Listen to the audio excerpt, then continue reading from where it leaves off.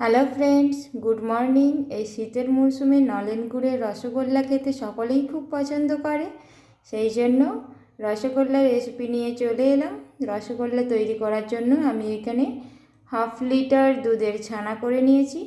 আর এতে এই ছোট্ট চা চামচের 1/2 চামচ ময়দা দেব আর সুজি দিয়ে দেব 1/2 চামচ, দিয়ে এটাকে ভালো করে মেখে নেব।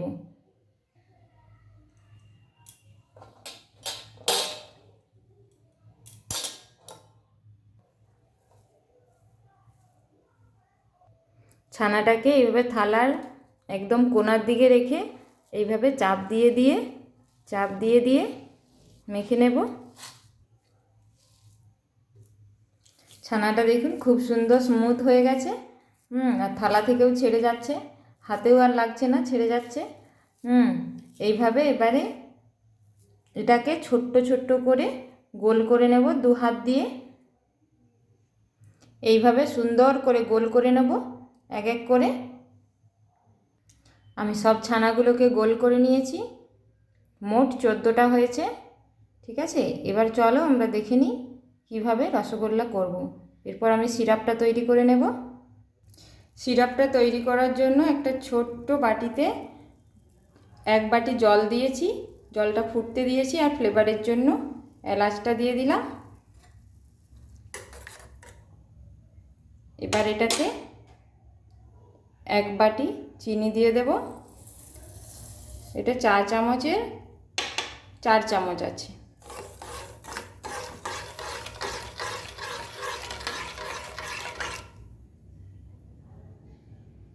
চিনিটা গলে গেলে এটাতে এবারে গুড় দিয়ে দেব। চিনিটা আমার গলে গিয়েছে, এই গুড়টা মিশিয়ে দিলাম।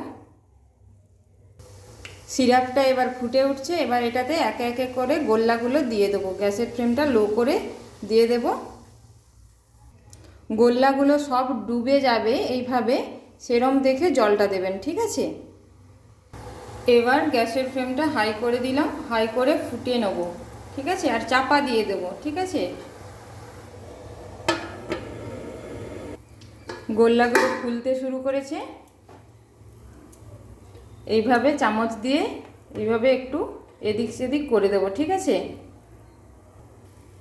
হাই ফ্লেমে 10 মিনিট এইভাবে ফুটতে দেব। 10 মিনিট পর গোল্লাগুলো পারফেক্ট হয়ে গেছে। এবার আমি গ্যাসটা বন্ধ করে দিয়েছি।